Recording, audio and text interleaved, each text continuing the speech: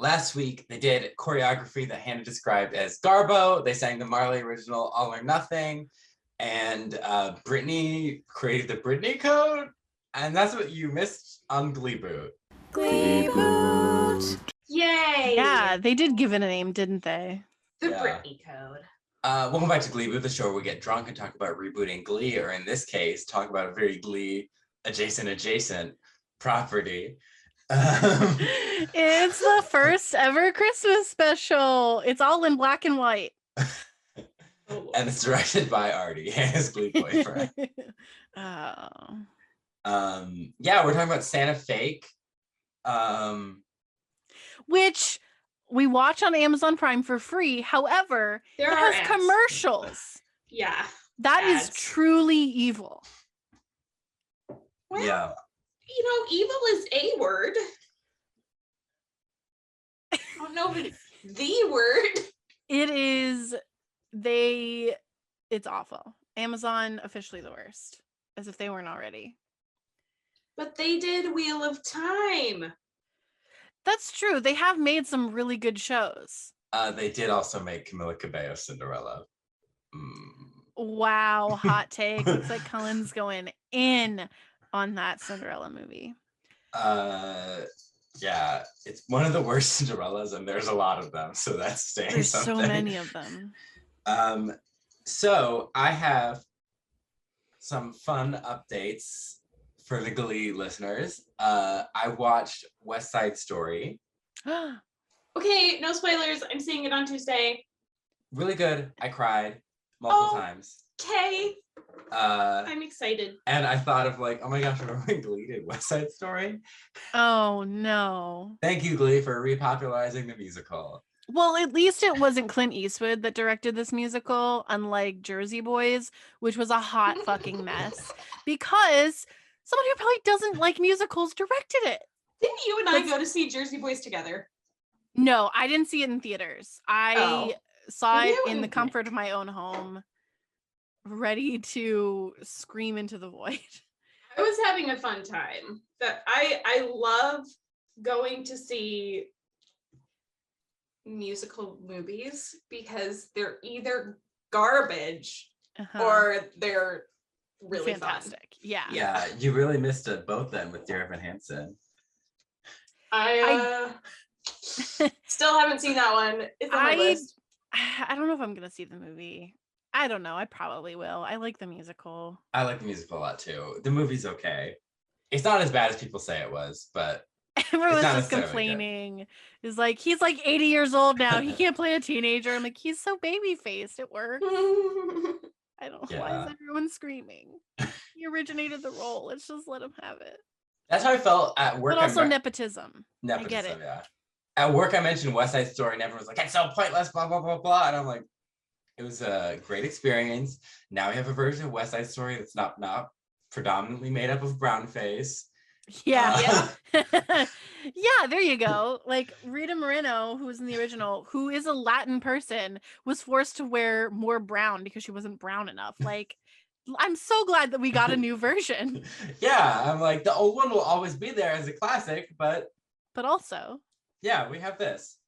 I also sang Tick and Also Talk by rapper K $Ha at my work's Christmas karaoke party. Love it. There's a video circulating of it that I have not seen. Oh, well, we have to hunt it down and put it on the Instagram because, you know. Yeah. That's a good idea. Any other glup dates? Glup dates? I love and hate that word at the same time. It's like how some people feel about the word moist. I just hate it. I think.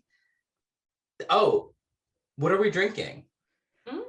I am finishing off that Shiraz that I had started last week or the week before. I don't remember which. From Translations, I think it was called. I think I got it at Walmart, Publix, maybe Target. I think it was Publix, actually. But yeah, it's pretty good. Like I do, I left the red wine on my counter, not in my fridge, just to let it brew some more.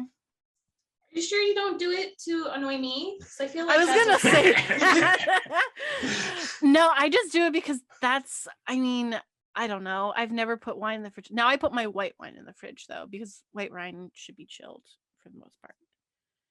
Yeah. But red wine, Disappointed, Hannah. I like it room temperature. And Ugh. if it's more sour, that's fine. Oh God. We are drinking eggnog and whiskey. Cullen has made us very festive holiday drinks. I did not do spiced rum. I was actually editing last week's episode. And we had talked about the spiced rum and eggnog, and you fulfilled your promise. We did not use the rum though, because there was only there's Half a shot left. half a shot of rum in that huge bottle. Someone just has to drink it, but Yeah. Do it. Go and get it. Do it right now. Maybe. Maybe later. Maybe when we're talking about Santa Claus's appearance in this movie.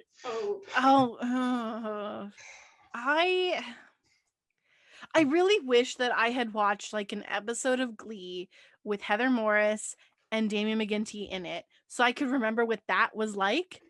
So then I would be like, what am I watching? the one where Brittany Thinks he's a is leprechaun. maybe, or is that the same one where she's trying to get him to stay because she thinks that his visas are gonna run That's out? Sugar. Yeah. Yeah. Doesn't he end up at Brittany's house at some point though? He lives with Brittany. He lives with He Brittany. does. Yeah, he's the exchange student at Brittany's house. He's at Brittany's house. Okay. Yeah, and Brittany goes to Santa Fe for Christmas with her family and leaves Rory behind. Also, alternate universe. I did not know his name in this I almost called it an episode in this movie. I literally went back and forth between calling him Rory and Damien McGinty because I could not remember what his name was, even though I'm pretty sure they said it 1,000 times. They did. I was like, what's his name again? Now I'm trying to think Damien. of it. It's Damien? Wait, no. Well, that's the actor's name. Guys, it is the most basic Patrick? Irish name. Yes. Yeah. Yeah. The most basic. Also, am I wrong, or does his accent sound less Irish in this movie than it did in the show? You are not wrong. There are several moments where I was like, I thought he was supposed to have an Irish accent. And it just sounds like he's just speaking like an American accent. Yeah. So did he Americanize it for the movie, or did he amp it I up? think he just got Americanized because he's been living in America longer. He'd been here for That's true. a while. That's valid. Yeah. I want everyone to know I'm drinking from an elf mug. Which, Like, by the way, is Elf super the cute. movie? Did Rafa get that for you? Surprisingly, no. It's very Rafa, but I got it is. for my work holiday party. Aww. Oh, okay. So it's Cute. not Elf the movie. It is he's drinking Shaped out of like the an elf. skull of an elf. An He elf decapitated an elf and ripped off its scalp and top of its skull, and that's what Yeah. it is. But it was painted very festively, so Yes. it doesn't even look like a real elf skull. skull. No, it looks like a ceramic elf skull. Uh-huh.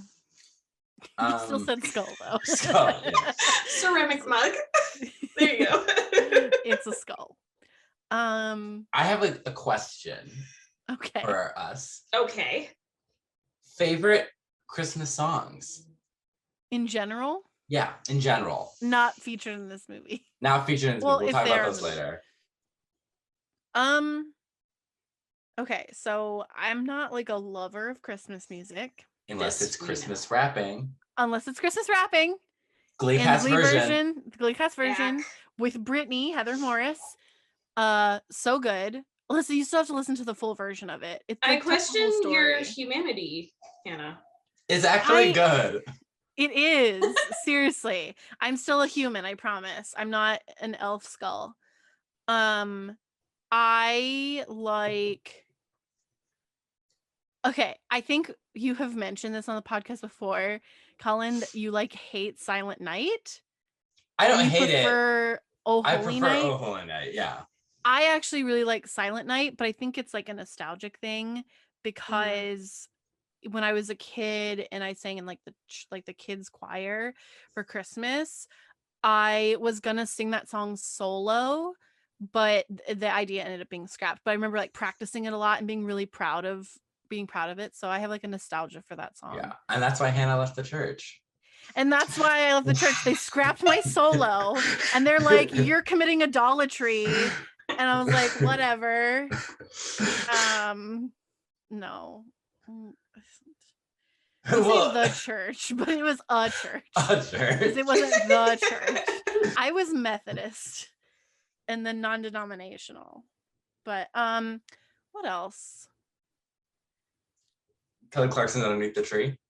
Oh, okay. So there are people who will come up with new Christmas songs and release them, and they're trash. That one slaps. It's so good. I forgot it existed. I get rid of my Amazon Music. So. How's it go? You're here where you should be. Snow is falling as the carols sing. Another celebrate alone on Christmas Day. We're not doing it justice. Just put it on for her one day, Cullen. Let her hear it. I've played it for her before, but yeah. But it's pretty good. It's very poppy, but it's very good. Oh, I'm not a fan of pop though. That's true. So good for Glee podcast. I don't like Rudolph the Red-Nosed Reindeer. Fun fact, I used to love the song Grandma Got Run Over by a Reindeer because of how upset it made my mother's stepmother, that grandmother of mine. They had this stuffed singing and dancing reindeer that would sing the song, and I used to play it and sing along to it constantly, and I enjoyed how upset it made her for some reason. God, I was a horrible child, I think. All because they scrapped that Silent Night solo. They're like, my voice is now a tool of rebellion. Actually, that predates the Silent Night, but you know what? There's probably a tie there somewhere. I'm just picking that as your villain origin story. Villain origin story. Haven't you seen all the memes that are like, this is my villain origin story? Yeah. What's my villain origin story? I was born. I was gonna say when your parents took your door off. Oh yeah. I'm like not even able to think of Christmas songs. I like all the classics. I like classic ones, and then I like weird ones that like are definitely religious based, and then like people who aren't religious have never heard them. Like Mary Did You Know? Love that song. It is pretty. That one is pretty.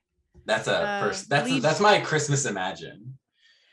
You don't like that one? No, which one was Christmas Imagine? Feed the World. That's my Christmas Imagine. I don't like Mary Did You Know because it makes it seem like she was clueless, and I'm like, she knew what was going on. I like Silver Bells. Oh, you know the one that I really like? Breath of Heaven. I listened to that for you. I like no idea what that is. Yeah, that's the one that is. I actually think that I got Mary Did You Know and Breath of Heaven confused because Breath of Heaven is my favorite, not Mary Did You Know. Got it. Yeah, it's the one that I told you about that nobody would know unless you're religious, but even Cullen didn't know because he's more Catholic. That's just how religious you are, Alyssa. It's really good though. It's a good song. Yeah, I like Silver Bells too. Silver Bells. That one's pretty. But it's like shopping focused, so it's very capitalistic. Like all the minor key classics. Like We Three Kings and hard pass. As long as it's in minor key, I'm good. Yeah, my favorite classics are Oh Holy Night. I had another classic one I was thinking of. What Child Is This? Minor key. My favorite modern ones are like Great Big Sled by the Killers, Extraordinary Merry Christmas by the Glee cast. You know what? It does a thing. I have a Christmas playlist that I play at work because I'm in charge of music at work, and it has a lot of Glee covers on it. And I'm like, ah! Wait, you are in charge of music for the whole office? Yeah. That is a huge responsibility. Yes. I also have on there a Riverdale Christmas song. Their But cover also- of God Rest Ye Merry Gentlemen. But also, like, what a flex, because if someone complains, you could be like, well, then you fucking pick all the music. Yeah. And then I also have on there one of my favorite Christmas songs, When We're Together, from Olaf's Frozen Adventure. Oh my god. The Christmas Oh, short that God. I'm the only one in the world who enjoyed. It made me cry with emotion. Was that the one that was you before serious? Coco? Yeah. Yeah. The 20 And minute then- long one. And then they removed it. By the time I went to see Coco, they'd already removed it because so many people complained. Yes, because it's 20 minutes long. Uh-huh. But it is so good. And that song is so good. And it's one of my favorite Christmas songs. I really hate to be the one to tell you this, but it's not that good. It's good. It's about being with your family. Never heard it. Don't want to hear it. Anna and Elsa have been through so much. And then they go through more in the second movie. And it makes way less sense. But It makes zero sense. the second movie makes How no dare sense. you even try to be like, it makes less, it makes no sense. I wanted a movie about Hans. That's where my brain I want to. went. So Disney has this thing where they don't want to do villains anymore. But I'm like, Elsa is a superpowered character. She needs to go up against a superpowered villain. That's what I Yeah. wanted from Frozen. Wait, 2. what was even the conflict of the second movie? We're talking about Santa Fake, right? Elsa's in Santa Fake. Guys, Santa Fake is so much longer than an actual Glee episode. We have to start talking about it. Yeah. Okay, I just wanted Yeah. to talk about people's favorite Christmas music because this Then we movie. started debating Frozen. I'm a Frozy. We all know it. Oh no. Uh, Alyssa's face is both just like disappointed and just like confused. But now she's My mom sewing. used to read The Snow Queen to me when I was sick. I loved that story even before Frozen. That was so hipster of you to say. Yeah, I was an OG I like the Frozy. Snow Queen before Elsa was even put on the screen. Because I remember in college being like, we all need to see Frozen. This is going to be the next movie. Like, I'm so excited for this movie. And all my friends were like, oh, whatever. And then it became like a mega smash hit. And they were all obsessed with it. What's funny is I hadn't even seen any trailers for it. And my cousin was like, hey, like, let's go see a movie. She's like, I've already seen it. But she's like, have you seen Frozen? I was like, no, I don't even know what it's about. Is that about a snowman and like a reindeer? And she's like, no. It's like a Disney princess movie. I was like, okay. I was so pleasantly surprised because I hadn't seen any trailers and had only seen images that involved Olaf. And so I was like, that was pretty good. Then I saw the second. I think the thing with Frozen is the hype around it Yeah. makes it more than what it is. And what it is just a good Disney movie. Yeah. It's not The Second Coming. It's not Yeah. even, there are things wrong with it too. Yeah. I would say like Uh, there are some things that are above average about it. But Oh, it's in my top 5 Disney movies. yeah, it'd Sven's probably be in song, mine though? too. No, It's Kristoff's Kristoff. song. Kristoff's Okay, song. That sucks. song is disturbing. I love that song. They need to scrape it from the movie and remove it. Okay, from all here's the time. the real reason why I hated the second Frozen movie, right? Okay. It's because Kristoff sang his like boy band song, right? Yes. And it didn't come up with like the title artist and album thing in the bottom right corner like it does on MTV, because that would have been so perfect and meta, and they didn't do it. I know, that would have been really good. I was waiting for it. My friend and I were like, it's gonna happen. I was like, it's gonna happen, and then it didn't happen. And that's why I hate it. No, Um, I just didn't think the story was great. Anyway, Yeah. where's the music? Oh, the music's amazing. Oh, I disagree. I did not like the song where she was like talking about her mom was singing about death, and it's like, oh, what a sweet lullaby. I'm like, that's disturbing. Most lullabies are about death. That's true. But still, no. Yeah. Yeah. Okay. So Santa Fake was set in 95. No, it just feels like it. Quit confusing our listeners, Cullen. Okay, Didn't watch Santa this. Fake. Nobody watched it. Yeah, we are 3 of now 75 people, 74 people who watched it because there were 71 reviews on Amazon for it. So we are the 75th people to watch it. Yeah. I wonder if like the creator is gonna be like, I wonder what people think of my movie and find this episode. Okay, well, here's what I think of it right from the get-go. The first title card comes up and they're using like Curls MT from Microsoft as like the titles, and I was like, and then it does the storybook like opening and it's a completely different font, and I'm like, what is going on? Almost as good as the Bratz movie using Comic Sans as their credits font. Oh, You know what? they went off. So it starts with like the storybook opening, and there's like Which No, it doesn't, right? It starts with the orphanage. Oh, yeah, no, that creepy scene. Yes. Okay. So And there's this. My very first note is I expect this to be the best and most well-written episode of Glee. Spoiler alert, it's definitely not. So mostly like my first 4 notes are like just from reading the Amazon description. Called it a musical comedy. Would not call it either of those things. He's an orphan, I guess, and then he's hiding from a gang of hooligans. There are 2 people running after them. Also, what is a hooligan exactly? Those are your notes. Those are my first 4 notes. And then it starts with the creepy orphanage scene. Yeah, so he's in an orphanage. This movie, I want us to think about how this is like a bizarro version of Elf.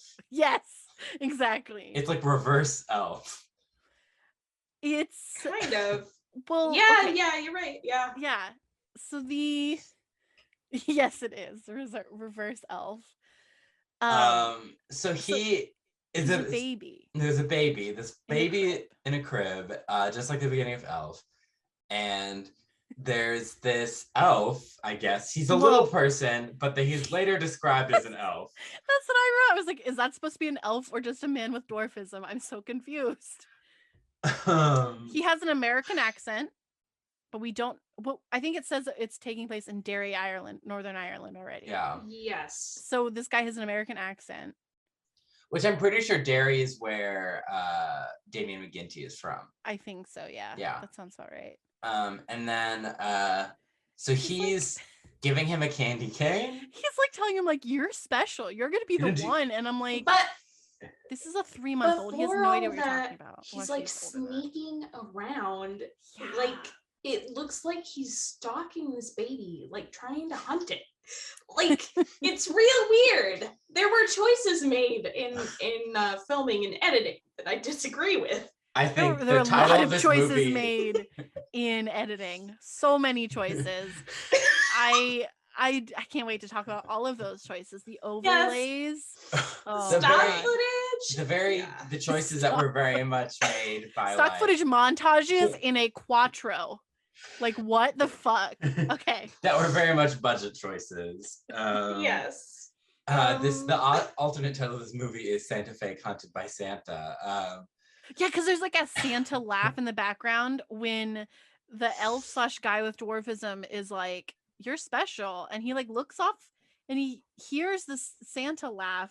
He's like talking to the Santa that person, we can't see. And we can't see Santa. He also gives the baby a candy cane. I'm like, couldn't a baby choke on that? Yes. Yeah. Okay, that baby, I said it was 3 months. That baby's probably like 5-6 months old because it's sitting up. That baby will definitely choke on that candy cane and die. Like, that's not the same baby that becomes Damien McGinty in the story. That's another baby. They've gone through several babies in Derry, Northern Ireland. Yeah. Yeah. So then we get Then it's the storybook. The storybooks, we see him leaving the orphanage and the nuns with a little knapsack.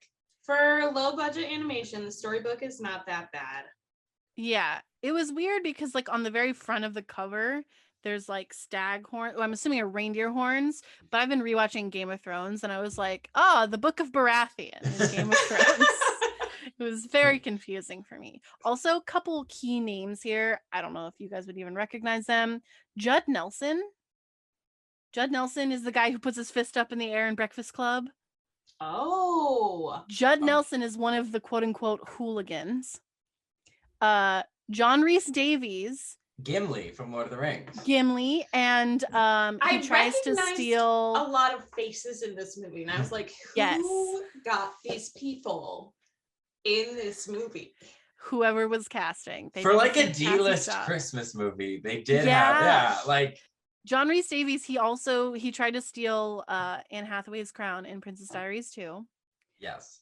Jeff Fahey was in Lost for a few of the later seasons. I was just like shocked. Heather Morris, obviously. We knew that though. Damien McGinty of Celtic Thunder. With an Americanized Irish accent. And then John Rhys Davies has the worst Irish accent I've ever heard. I'm pretty sure he's like English or Welsh. So I guess that makes sense. It's bad. Anyway. Yeah. So we get that he peeled potatoes on a ship. Peeling potatoes. All in the same sweater. He is like a Charlie Brown character. He wears the same outfit. Yeah, until he goes to Santa Fe, he only has 5 pieces of clothing. He wears his underwear inside and out, backwards and forwards, like Fred does in Big Hero 6. Yep. So, and then he moves to America on a boat. He goes to New York. He is undocumented. He's worked around, but he's at this Irish pub talking to John Rhys Davies. His name is Joseph. Joe O something. And he is looking for a job, and he's like, "Oh, we look after our own here, you know." That's pretty much it. Yeah, so he's like, "Oh, you'll get a job," and then there's Ed or Fred, who John Rhys Davies is yelling at, and then he disappears. Yeah. So he immediately like gets to work after Joe's like, "Yeah, awesome, great to have you." There's like a weird like long shot on John Rhys Davies' ring. And I thought that was supposed to come into play later. I don't think it does. Or maybe it does. It does not. Is it supposed to is it like they're trying to tell us he's like somehow bad? The mafia? Maybe. Because there's a ring. It is a ring of power from Middle Earth. It is one of the 7 dwarven rings. And then he's like washing dishes, cleaning up tables. Great. It's one of 35 montages in this movie. But there's he's singing to himself Partridge in a Pear 12 Days of Christmas, I think. Yeah, Partridge in a Pear Tree. But like there's this weird moment where like Fred like comes up behind him, looks like he's gonna beat the shit out of him, and then John Rhys Davies like yells at him.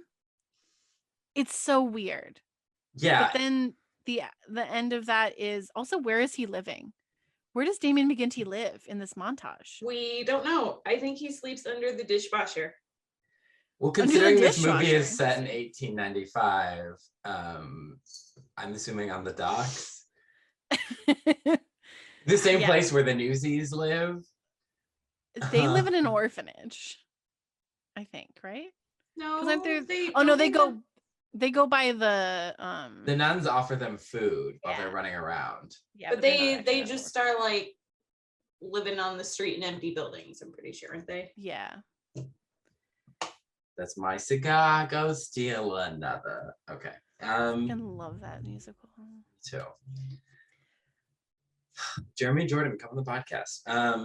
We would love to have you. So okay. There's Irish music playing constantly. It never stops until they're singing Christmas music. And this guy is like screaming at Fred while this like Irish jig plays. And I was like, what is going on? And then I felt bad for Fred. Damien McGinty is at the bar staring at this postcard for solidly 4 minutes. 4 minutes, because there's a scene that happens in front of him and he's in the background. So there's something happening in the foreground. He's just standing there waiting Staring for his at a cue. postcard. Waiting for his cue. It's fantastic. Yeah, who is the postcard from? He doesn't have family. Maybe it's from the nun who was holding a picture of him in the storybook. Maybe, yeah. My MVP. And then the bartender lady, she's like, "Oh, do you miss your family?" He's like, "I don't have family." But I miss, and then he goes on to say he does miss. Yeah, he Aw. misses, I guess, Ireland. Yeah. But then he talks about how they didn't have Christmas at the orphanage because they were poor. And then he sings Danny Boy. Which Classic Christmas song. we had to have this conversation on text because I thought I was going insane. Because Alyssa was like, "Oh yeah, classic Christmas song." And I was like, "Okay, but wait, it's not, right? Is she being sarcastic or serious?" And then I had to clarify. I was like, "I'm not crazy, right? It's not a Christmas song. No, It's a not. funeral song." And hot take from an Irish person, it's like the most basic Irish song. Apparently it wasn't even written by an Irishman. It was written by an English lawyer. Because I had to Google to make sure it wasn't a Christmas like song. all the good Christmas songs are written by Jewish people. Right, yeah. But I think like the music. The definition of what being Irish, I took an Irish literature course. Oh my gosh. The definition of what it means to be Irish is complicated because there are English people that lived in Ireland. Yeah. I think that was the situation. Some people say if you're Protestant, you're not Irish. I'm not saying that. I don't. Wow, yeah. Cullen. I am coming not for the non-Catholics. No, I am not saying that. I'm saying that like, so because religion had a big identity thing in Ireland. So like that, especially in Northern Ireland. So like there's often debate of what is an Irish person, just like we have debates in America about what makes an American. See West Side Story. Steven Spielberg, sponsor us. Did we ever talk about in Glee? I don't know if this was ever a thing. That Damien McGinty just moves his eyebrows so weirdly when he sings. I think we did talk about that, actually. His eyebrows were doing all of the singing. His mouth actually wasn't moving. It was coming from his eyebrows. It was crazy. I will say this. I think he got better looking as he got older, but I think he was also dressed much better in this movie. And his hair was better. Oh, yeah. So he looks significantly better, and Rory was such a poorly written character that his acting was better in that he had a little bit more to work with than he did with Rory. Yeah. You think the acting's better here? Yes.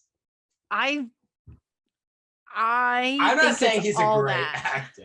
I think Heather Morris's acting is significantly worse because she had significantly less to work with. Well, it's because she wasn't playing a person; she was playing a cardboard cutout that moved. Yeah. So I'm like, I do not hold it against her, but I do think. I mean, I was like, I believed Damien's character. I thought he was a very vanilla character, but I was like, okay, the most vanilla. Yeah. I didn't believe his character, but I think that's just because the whole thing is very badly written. Yeah.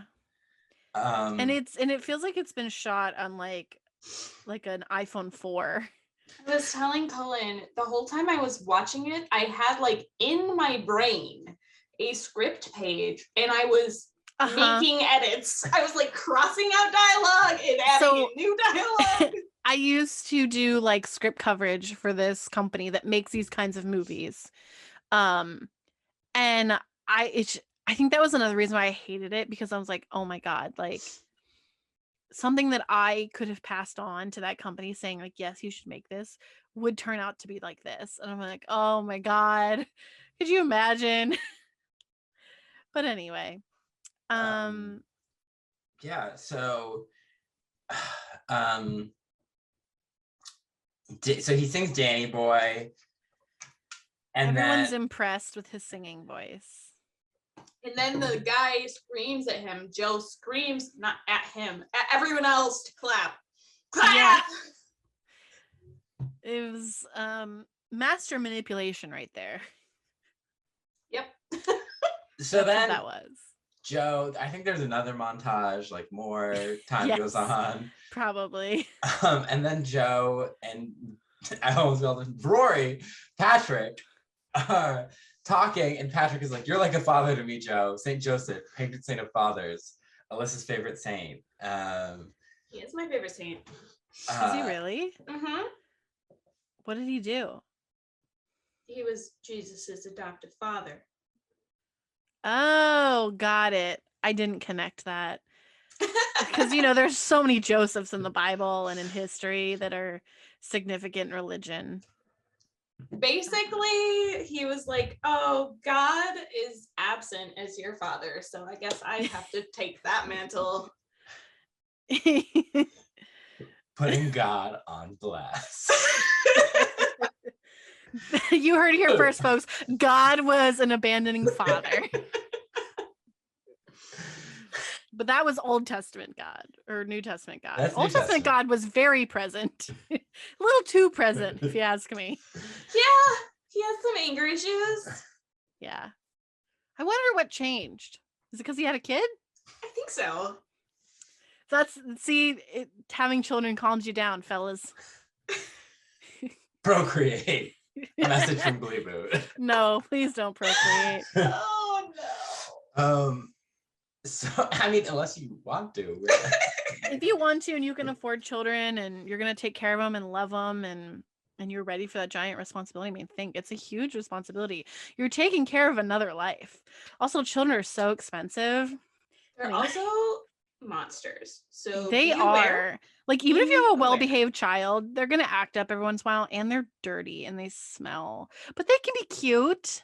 I will say, anyone who says we should have a license to have children terrifies me and would be very easily used as a tool for racism. Oh, 100,000,000% would be. Because the people who plot of like some dystopian novel that you have to read in English like 101 in high school. Isn't like 1984 have like something about I think there is something about that. Yeah. I know people who think they're super woke or like free thinkers will say that, and I'm like, ooh, like, how do you not see how badly this could go? Like, how could you not see this as like something Hitler would do? Yeah, that's a good point. So that's the politics and procreation corner. Everyone wanted it. So he's like, patron saint of fathers, and he's like, yeah, I don't know, saint. Will you carry these 2 deal or no deal suitcases? To Howie Mandel down the road. He's waiting. With Meghan Markle. It wasn't Chrissy Teigen on there too? I think so. Yeah. Anyway. Yeah. He's like, carry them to the bus stop. Don't stop. Do not pass go. Do not collect $200. Go straight. Yeah, if something happens, just run as fast as you can. But it's like 2 blocks away. This whole time. Okay, so the first thing this guy says is, will you do me a favor? Right. What are people's reactions to this? When Obviously, someone asks you to do them a favor, what do you do? You ask what it is. Yes, exactly. You say, well, what do you want me to do? You don't say, sure. Yes.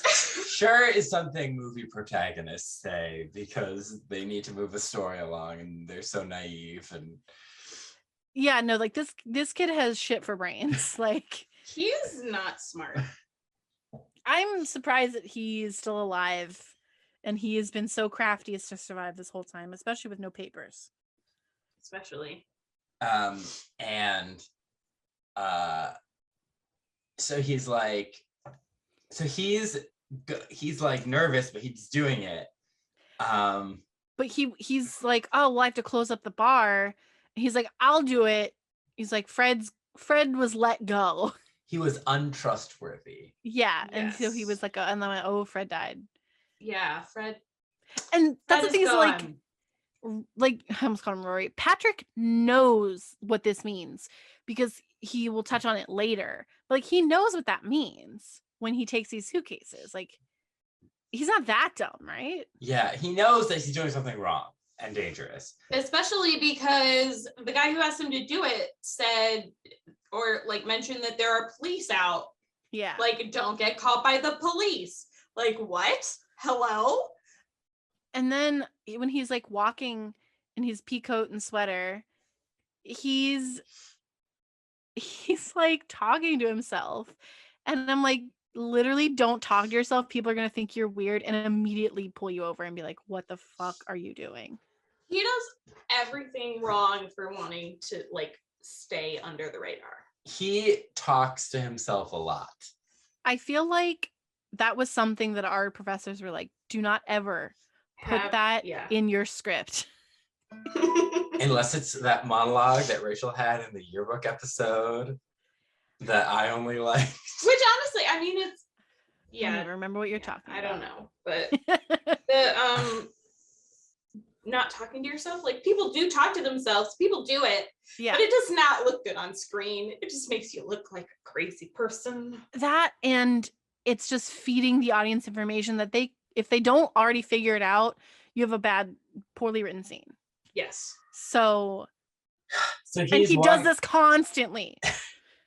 Yeah, he's walking down the street and he sees the police and people are following him, and so he panics and he runs into a parking garage. Yeah, he like I think he like building. Yeah, I think he like takes the parking garage as like a shortcut, maybe, because he goes to the bus station. He ends up at a bus station. I don't. Is it the bus station? He got there. And he just orders. He's like, "Get me a ticket to however far I can go." But yeah, like, what's the next bus that's leaving? And then the lady's like, Santa Fe. And he's like, cool. He's and like, he pulls Santa out... Fe, are you there? We're in New York right now. Where's Santa Fe? How far away is Santa Fe from New York? Pretty far. Far. Yeah. A little far. That's like a 2-day bus ride because you're gonna have stops along the way. Oof. Yeah, he was like sleeping when he got there, and I'm like, did he like piss himself?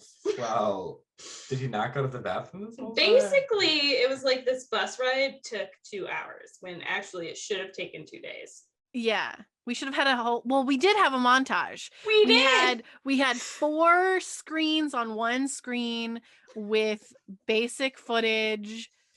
Oh boy.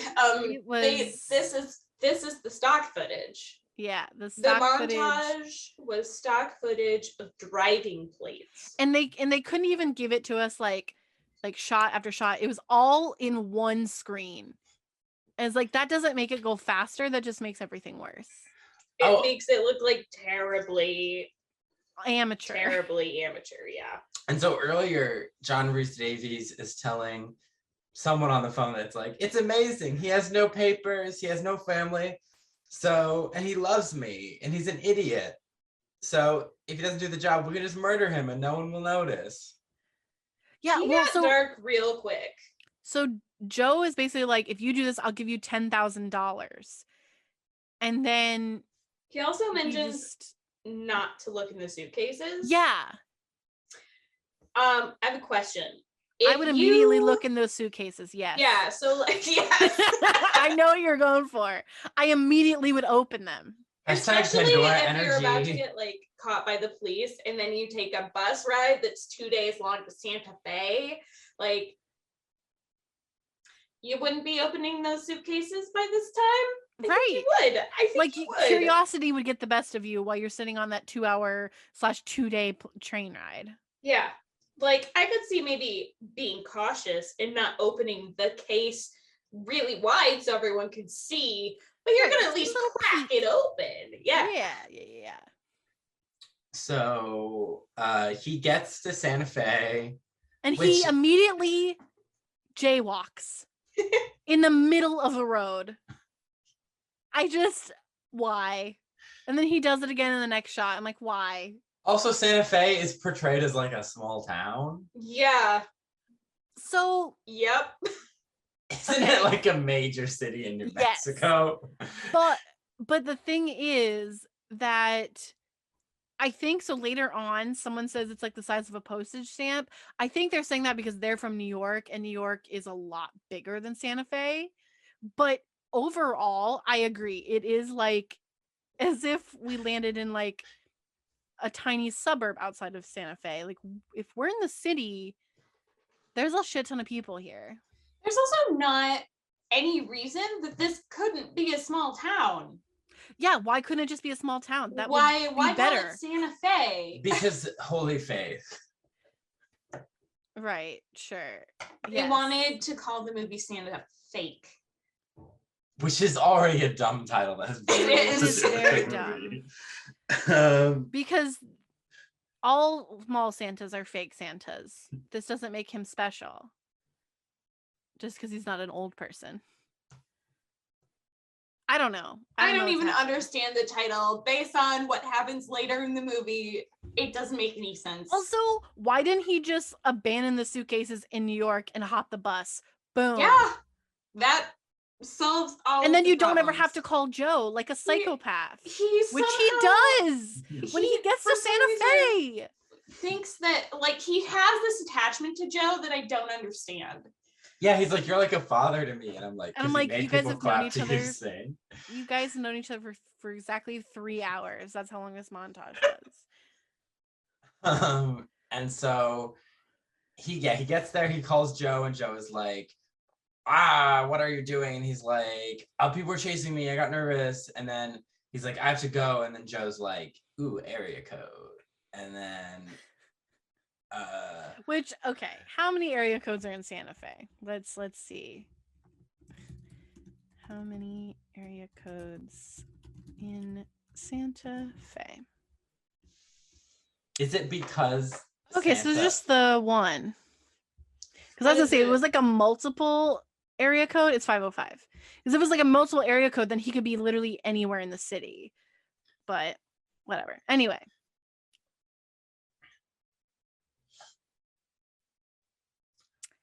He calls Joe. Joe is like angry, and then he's like, I need to find a place to stay. So he's walking randomly. He goes to Ortega Bed and Breakfast, just kind of walks in. Did you know that there was a vacancy? Because they had a 4-second shot on the sign that said vacancy. I don't know if you knew that they had a vacancy. I'm like, this movie has Glee energy because it has random songs and the subtle feeling that you might be watching something racist. Subtle? I don't know. I think this movie was okay in terms of that. Yeah. I mean, at least they had like people who spoke Spanish. Yeah, it was like decent representation, but it just had the feeling you're like, oh no, is something gonna happen? You're like, I'm scared. Like, what is Damien, who doesn't really understand the very sensitive race relations of America, gonna say? So he has to stay, and he meets Mrs. Ortega, who's this lovely, friendly woman who says she's the sweetest person in the world. I love her. She says she's very lonely. $49.99 a night. Yeah, for a very nice, like, suite type room. It's a cute little room, actually. Yeah. And she was like, come eat with me. Since my husband died, I feel too sad to eat alone. So does that mean she just doesn't eat? Yeah. That's really sad. I didn't put that part together. She just doesn't ever really eat. There's like, we'll talk about this later, but there's this idea of this movie about like lost people finding each other. That's like very sweet, but not followed through on, and the ending does not support. There's this, I'm like, there's like potential for something that was actually very nice, but the movie doesn't go there. Yeah, there's like a nugget. Every script has a nugget. Yeah, they just didn't mind this particular one. But yeah, because they didn't really have a proper theme to the movie. It was just like, this Irish boy is running away from hooligans, a la Home Alone. It's like, that's what I thought of. It was like, this is just like Home Alone, except with an Irish boy. Man. I guess he's a man. If you can call him that. I don't know how old he is in this movie.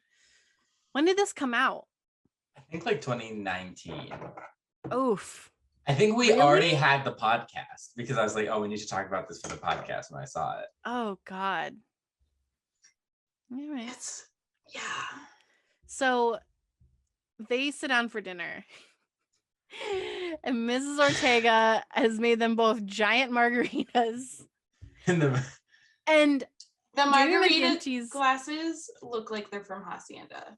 yeah, like they literally look like you would get at any sort of like Mexican restaurant. You'd just be sitting down and that's what they would bring your margarita in. it made me think of that place we used to go to in Boston. Yes, the one by a campus. Yeah. I don't remember what it's called. But anyway. But they're having like margaritas, and I don't even know what she makes. I know she makes sopapillas, but whatever he's eating, it's apparently way too spicy, and he literally like flips out. I was like, yes, the white boy cannot eat spicy food. She doesn't say white boy, but she says, oh, I should have known. Yeah, she is like just short of saying like, you're too white for this. Got it. And then she's like, here, eat the sopapillas with honey. It'll make you feel better. And but he like takes a big gulp of his margarita. And he's like, She's like, it's tequila. Like he doesn't recognize a margarita. They don't have margaritas in Ireland, apparently. But what was he eating while in America, though? Like, was he strictly just eating like meat and potatoes and Guinness? Is that it? That makes me think of somebody. Oh no. But I hated it, but it was also like kind of funny. I was like it was a very easy joke to put in there. Yeah. That's that's a good way to put it. And because they're are playing like fiesta music. Low hanging manzanas. Yeah, yo soy manzana. I think I'm gonna put that in our show notes, that Cullen chooses another part of his identity. He comes out as an apple.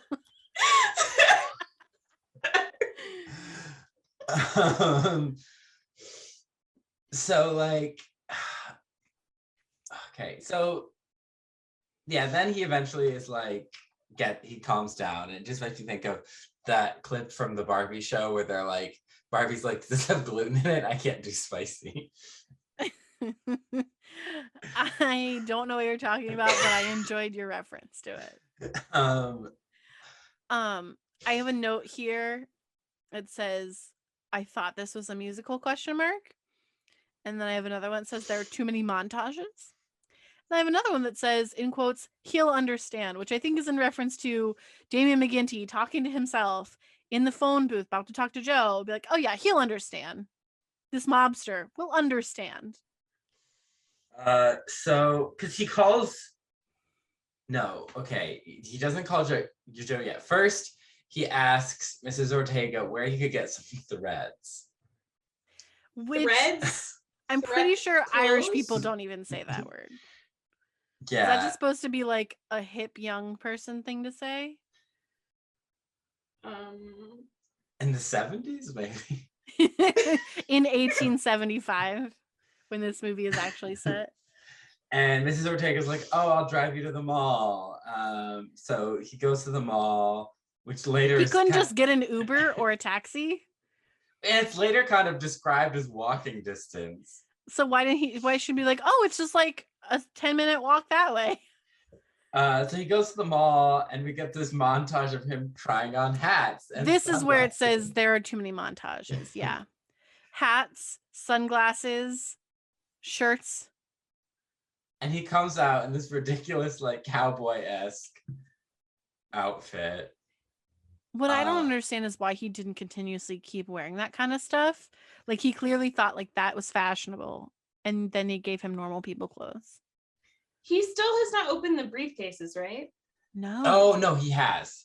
Because Did he opens them because he's like, oh, I have $10,000 like as an advance, and that's what he buys.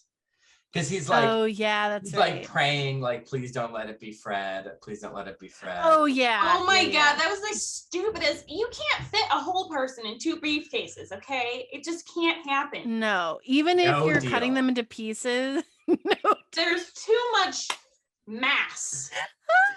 I am dead. Just like Fred. Yeah, no, like even if you're cutting someone up into pieces, like you could fit like maybe a couple pieces in there, but like it would be way heavier. I would say 2 briefcases It would is stink. it's about half a person mass wise.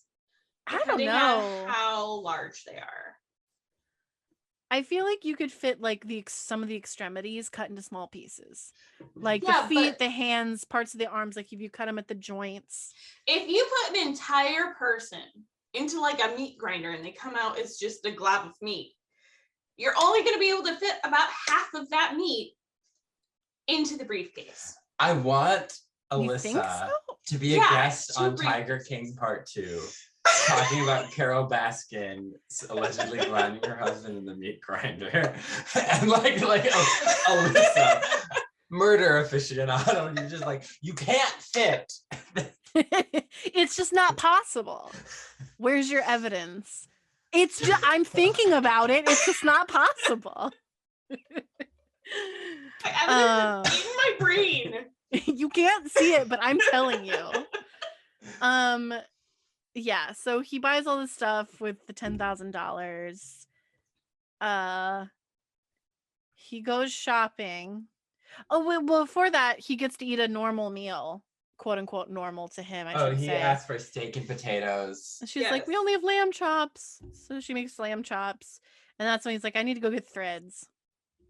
Yeah. And he's at the mall. And then he's shopping, having a great time.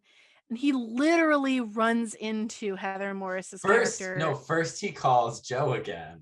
Oh, he'll understand. Yeah. He'll understand. And then Joe is like, fuck you. I'm sending people to murder you. I know where you are. And I have tentacles in every prison. You can't across escape the me. world. Yeah. Which is, when you think about it, like the amount of people he would have to know who also know people, like that's crazy. Honestly, Joe seems like small potatoes. Like, I agree. He's a small fry. I don't think he's understand. Lying. We're not supposed to like. We're supposed to think that he's this huge mob boss, but he does not present that way at all. No, especially because he gave $10,000 in cash in suitcases to this little twerp that he hired 7 minutes ago, calling him trustworthy. But why was he getting rid of the money? Was it like is money laundering? Which we find out like works way later in the film. Yeah, if you can call this a film. It's a thing. It is a moving picture. It's a moving picture. The moving picture, yes. Yeah, so he calls Joe and it doesn't Joe work is out. like, I'm sending people to come murder you. And because earlier we get this scene with Joe and these guys and they're like, go to Santa Fe.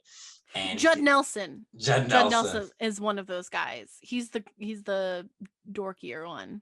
And the shorter one. Yeah, with the beard. Yeah. And they're like, I guess they both have beards. They're like, go murder him or take care of him. Go murder him. He's like, leave him there. And they're like, what do you want to do with him? And he's like, leave him there, like murder him. So it was a really roundabout way of saying go murder him. It was like the weirdest conversation. He could have said, take care of him. Boom. Everyone would get it. Yep. Leave him there is a little ambiguous. The comedy in this musical comedy. I wouldn't call it either of those. It's not things. Comedic. I don't think I laughed at all. It's like when you meet someone for the first time and they're slightly socially awkward and they tell a joke that doesn't make any sense. I think I laughed the hardest when I thought, like, what the fuck is going on? And then I realized it was a commercial. Yeah, I saw Howard Bamboo in one of the commercials. Is the AT&T commercial? I saw it was like a food commercial, and it was like food moving in stop motion on a table, and I was like, "What is happening?" I would have loved it if that was actually part of the movie. It's like Amazing. there's so everyone knows Charlie Brown Christmas, but it's Christmas Time Again Charlie Brown, which is infinitely better and funnier. And in it, Wow, it's a hot take. yeah, in it, Peppermint Patty is talking about watching the Tale of Two Cities movie instead of reading the book for the book report. And That she's never works. Yeah, not a good policy. and she's telling Marcy the only parts they didn't get were about the soap, the shampoo, and the coffee. And Marcy's like, those are the commercials, sir. So yeah, so people are on the way. So he's panicking and he literally runs into Heather Morris. What was her name? Emily? Emily. Yeah. Literally runs into her, knocks her down. He's like, oh, let me help you. Like, let me help you up. And then she goes, you want to help me? Tell me where I can get another mall Santa. And I was like, this is the most psychotic entrance to a character I've ever seen. And we watched Glee. Yeah. I have written here, great point, Emily, is he a psycho? Oh, because she's asking him, oh my God, you'll do just fine. She's like, you're not like a psycho, right? You can be a mall Santa. I'm like, you're not going to screen him first? He could be a pedophile. Yeah, you can't just let any rando near children. Yeah, let alone let them sit on his lap and get close contact. He could be a pedophile. I'm forever scarred by having to read Lolita. So yeah. Yeah.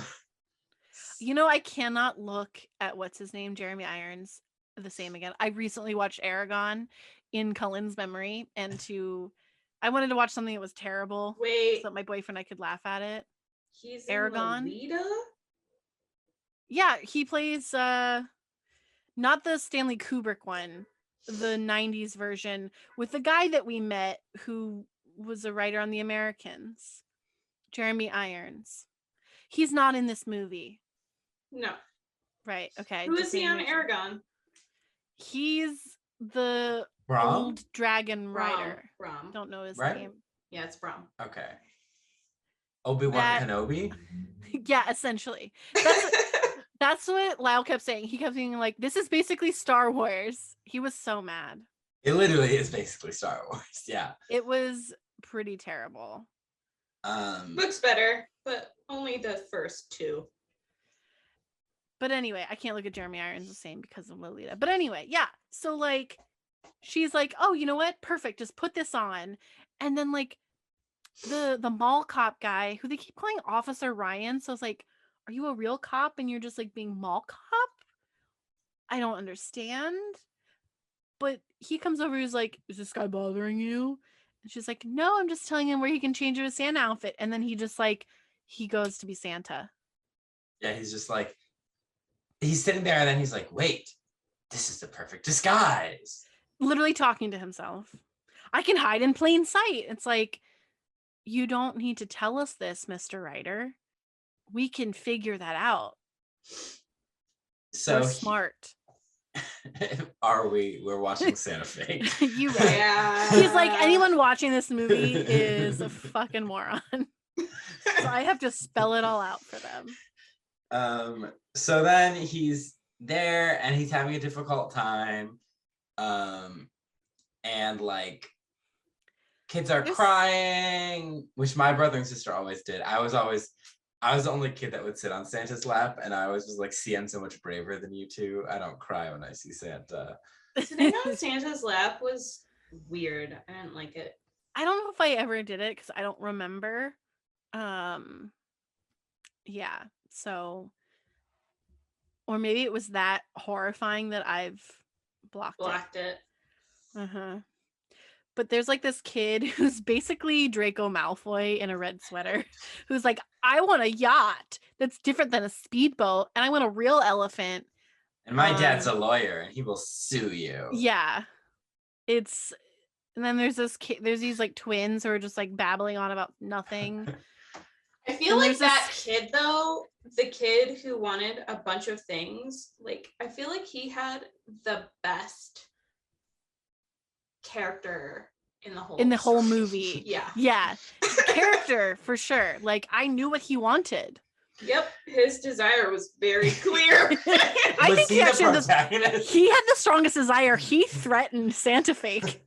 He's definitely the protagonist, you guys. Well, the thing is, like, the same kids appear multiple times in this movie. Yes. Yeah.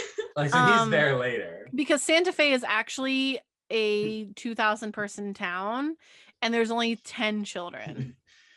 And all of them are orphans except for that kid. So he's having trouble, and some kid is crying. So he sings suddenly up on the housetop. There's not the Glee version. Not Deck the Rooftop, the Glee combination of Deck the Halls and Up on the Housetop. But there's also this little girl who's there, and he's like, "What do you want?" And she goes, and she just thinks, and she's still thinking, and then we come back to them later in the montage. She's like, "I really don't know." I was like, "I'm that girl. That's me." I wrote, "Oh, this is a musical part. He just sings Christmas songs, and Danny Boy, this isn't a musical." Yeah, he sings Up on the Housetop, and it's such a weird song because it's such an odd choice because it's like referring to Santa Claus, so Santa Claus wouldn't sing it himself. Yeah. And it's like the choreography is awkward. Also, he's like, just standing there kind of like gesturing. And the kids are supposed to be like joining in, and they're just really not. Yeah, and the sound quality on it is really weird because also he's singing it at the same time that there's also more kids being on his lap, that montage. And it's really strange because like you can hear the studio quality in the song. Mm-hmm. It doesn't sound like it fits in the scene. I am looking up right now if the Santa Fake soundtrack is on Spotify. No. Why would you it? Do that? Santa Fake! Are you serious? Original score and holiday classic. Santa Fake Overture, Deck the Halls, 12 Days of Christmas, Shopping Mall Chase, Jingle Bells. I'm sorry, what? They did the 12 Days of Christmas with Judd Nelson writing it on toilet paper? You're Not a Psycho, Are You? Sugar Plum Fairies, Brad's Honeybees, Danny Boy, I'm Santa Claus, Shopping Mall Strut, Up on the Housetop, The First Noel, The Majesty of Christmas, Travel to Santa Fe, Tora Laura Laura, Santa Fe Plaza Chase, Oh Holy Night. I hate all of that. I'm flabbergasted. Should I play this at work? Yes! 100%. Just put that version of Danny Boy on loop. What, you didn't know it was a Christmas song? They come in and be like, "Who died? My pride, my dignity."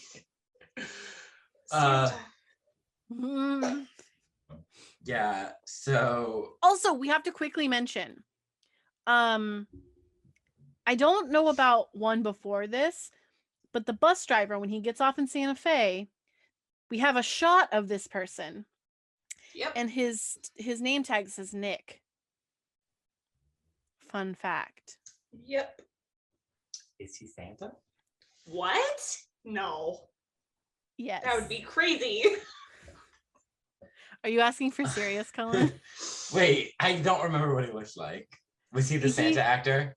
They Yeah. do a montage of they do like a montage of past shots. The 1000th montage in the movie is the past shots. I don't remember any of the other ones except for that one, but because I thought it was weird. I was like, why do we care about this bus driver? We're never gonna say, oh, he's Santa. Got it. Which we only find out at the end of the luscious. Movie. No. That's not my Santa. Hashtag not my Santa. There were Megyn Kelly energy. Not enough. I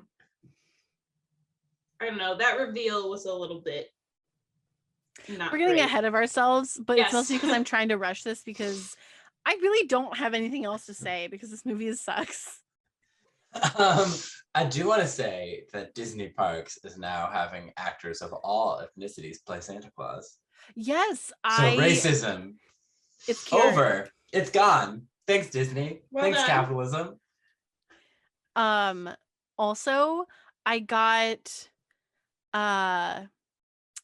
this what's what's it called? Wrapping paper. It has gnomes on it, but the gnomes are all like different colored skins, like human skin tones. And I was like, huh, look at that. Very progressive Walmart. Gnomes from around the world. Gnomes from around the world. I mean, they're wearing the Why same are outfits. gnomes a Christmas thing now? I don't know. Why are gnomes a thing? I don't know. gnomes.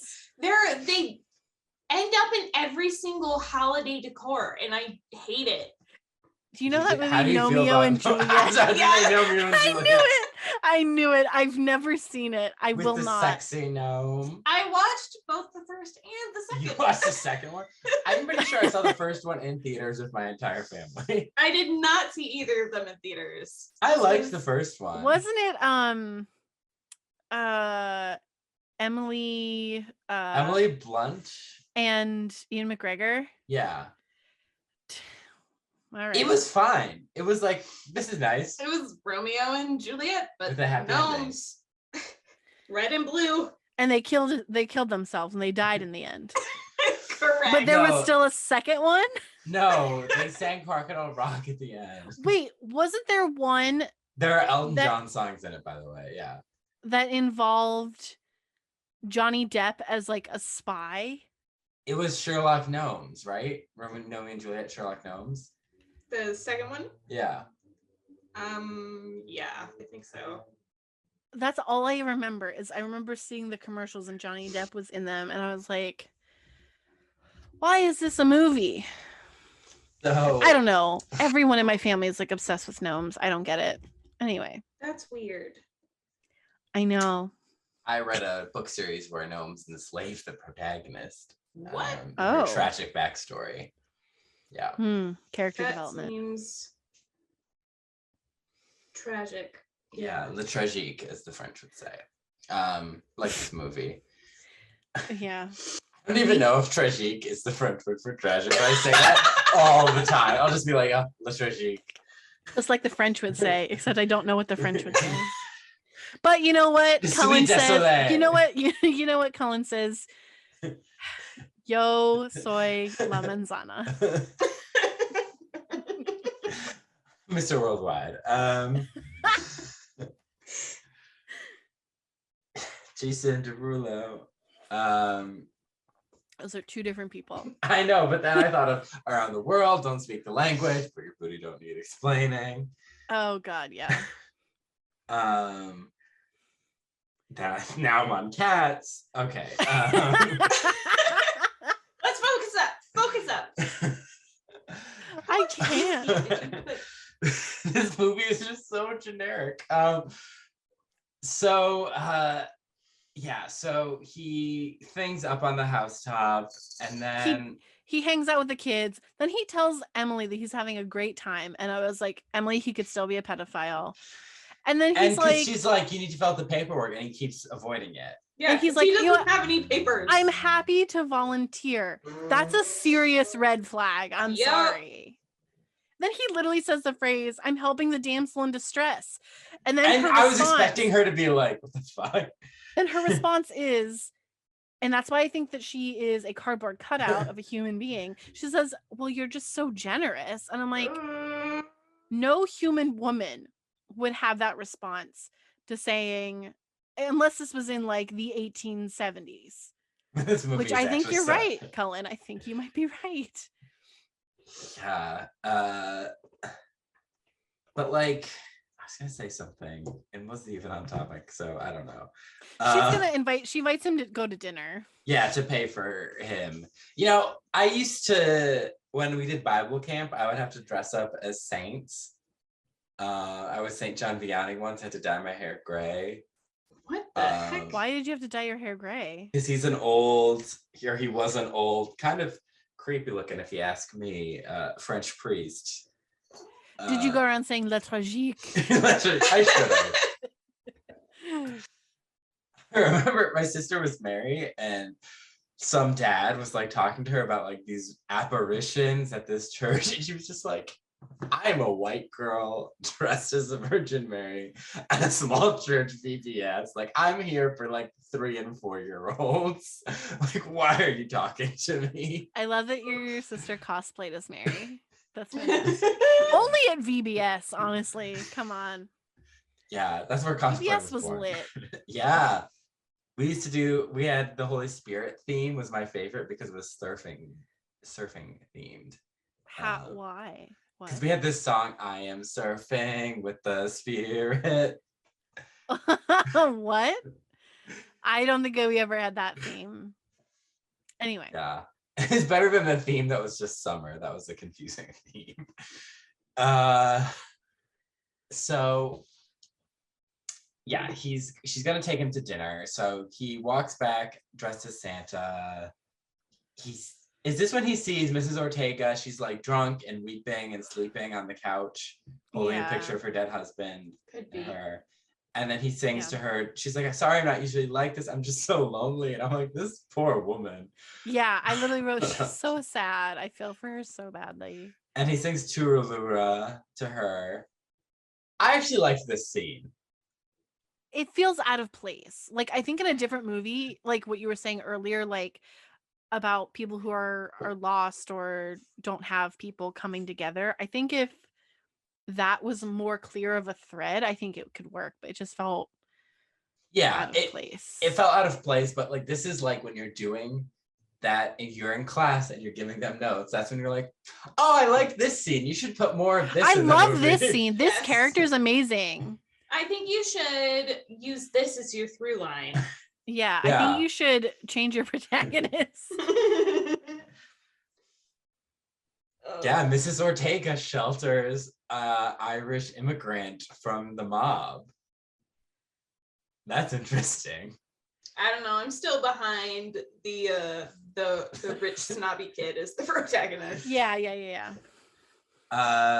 And she talks about she's gonna make her green chili for Officer Ryan, I think, at some point. Mm-hmm. Which I expect there's gonna be like a love triangle, or not a love triangle, like a love story there. There wasn't, and I wasn't disappointed. So yeah, I mean, for some reason in my mind I was like, oh, they're family, like they're related or something, because he was younger, and I was just like, oh, like maybe that's like her nephew or something. I just like in my mind made that up. So I didn't even see any sort of love connection there. I didn't even I think I missed all of it. Like she made the green chili, but I had no idea who she was making it for and why she had it at the mall. Like, yeah, I don't think the guy who is Officer Ryan is ever actually introduced as Officer Ryan. He's just kind of there. Yeah, and I think Damien McGinty's character like references him. Interesting. And then I think Heather Morris's character references him too.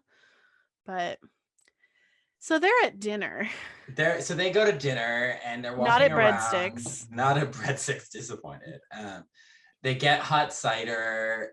Emily talked about her parents own the mall, and that was the dumbest thing I'd ever heard. I'm like, companies own malls now, not just like random people, but okay. And she hasn't traveled except to go to college. If her parents owned the mall, she would have traveling every summer. And she wouldn't spring break.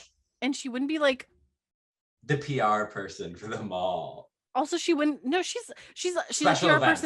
person / elf. She still is an elf. Yeah, like, she works as an elf. But anyway, she also they're at dinner, and he like makes her switch seats, and then he like wears her hat. It's which so he calls weird. a beguiling chapeau, as the French would say. Yes, that's exactly what the French would he's say. trying to hide. Because he's not in his Santa costume anymore, so he's afraid that he's going to get caught, right? So that's why he wants to wear a hat. And all the while, people won't recognize him. We do see the two hooligans. They're in Santa Fe. There's also FBI agents who have been dispatched to Santa Fe. I totally forgot about them. Are they also hooligans in this definition? I don't know. They're trying to find Joe's people. They're trying to find the hooligans. Yeah.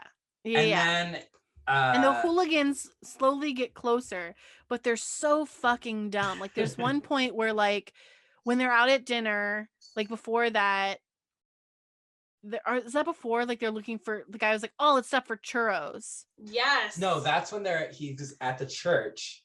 Oh, and he goes into the church, and then because he's like, it's like a holy place, it's safe. And the priest, Father That Esteban. won't. Yeah, Esteban. Yeah. Yeah, I'm like, this isn't the Hunchback of Notre Dame. You're not just gonna claim sanctuary. Yeah. So like, but these guys are so fucking dumb that like they come into the same restaurant they're in. They're in the bathroom because this guy, the other guy, the Judd Nelson character, had something that messed with his stomach. Apparently, these people don't eat anything that has any sort of seasoning or flavor in it. Makes me sad inside. Yeah, right. And then I think his name was Olive Wishes. The elf. I thought it was Aloysius. Aloysius, yeah. Oh, I thought it was Aleph Wishes. I don't know. I couldn't really hear it. Sounds like a child's name for a genie. It's just Aloysius. Yeah, so he comes in and he's like, I have a bet. I'm trying to remember all the lyrics to the 12 Days of Christmas. And they like, the smarter guy is like, no, we can't do this. Like, we have to go. And Judd Nelson's like, oh, we got to help him out. And so they're writing it on toilet paper. They wanted to know information about Patrick. And then he's like, okay, I'll tell you, but you have to help me with this bet first. Yeah, he's literally a troll with a riddle. Like, that's what's happening here. Like, he's not going to let them leave the bathroom. Like, what the fuck? Anyway. Until they write down the lyrics to 12 Days of Christmas. So, like, they go through the whole song, and they were, like, getting through parts of the song. He's like, oh, I'm never going to remember this. Like, I need you to write it down. And so then they're literally, like, I loved this sequence, even though it was super dumb. I thought it was, like, the best thing that I'd ever seen in this movie. But they, like, all three of them are huddled over the toilet paper, writing it and, like, singing the song, like, enthusiastically. That's comedy. In an actual comedy, like, I could see that being a scene in Elf or something like that. You know what I mean? Yes. Like, that's where it lives.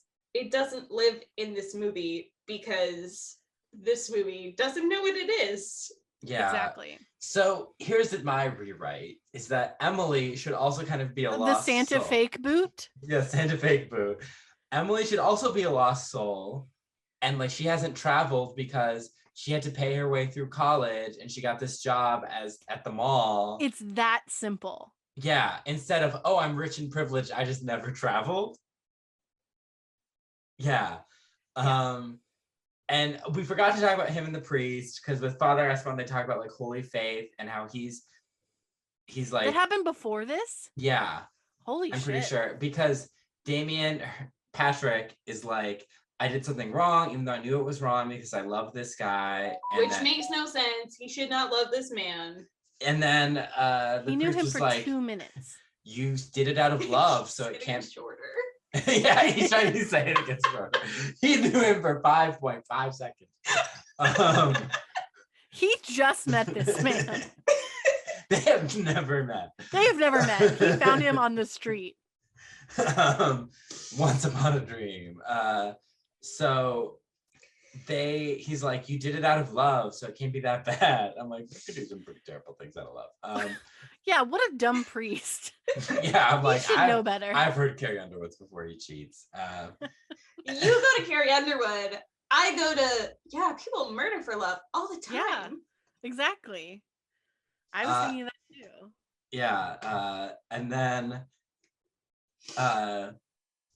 they're like talking, and he's like, oh, everyone, people always listen, you listen to people, Father, but no one listens to you. I thought that was kind of cute. Okay.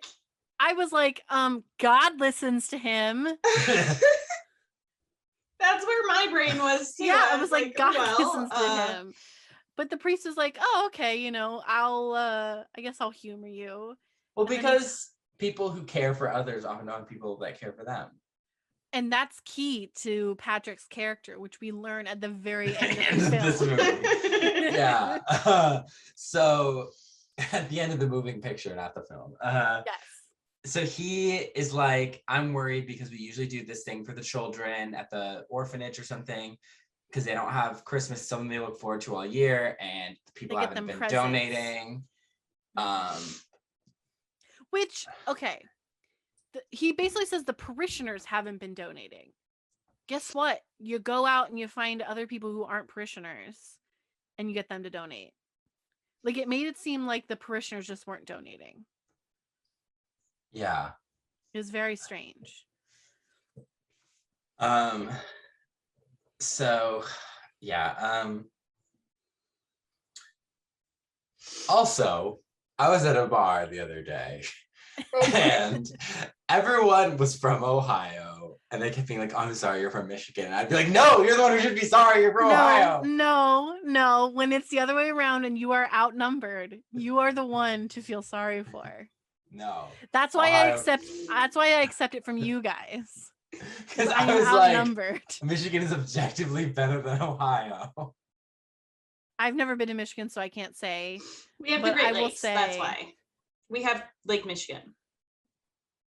Yeah, we have Lake Erie, so I mean, there's no competition there. Erie's so dirty, though. I know, that's what I'm saying. Like, there's no competition between Lake Erie and anything else. I mean, unless we're competing for dirtiness and like most mutated fish. Lake Michigan versus Lake Erie. That's all you need to know. In which case, objectively, Cullen is correct. Yeah. Michigan is a better cleaner place to water. Live. Yeah. Yeah. Unless you're in Flint. I was born in Flint. Remember when Elon Musk said he was gonna fix that? Oh God, that hurts too much. Boy. Do you know, I wonder how many people think that whole thing just got solved because it was in the news all the time and then it just left. Everyone's like, oh yeah, it's solved. It's solved. Like racism by Disney. Listen, it's official. Racism has been cured. It's over. You heard it here first. Which multi-million-dollar corporation is going to cure COVID? Or cancer, or what's a social ill? Poverty. Poverty? I don't think that could be cured by anything in the U.S. McDonald's. McDonald's cures poverty. Honestly, you heard it here first. Fast food industry, they could do it.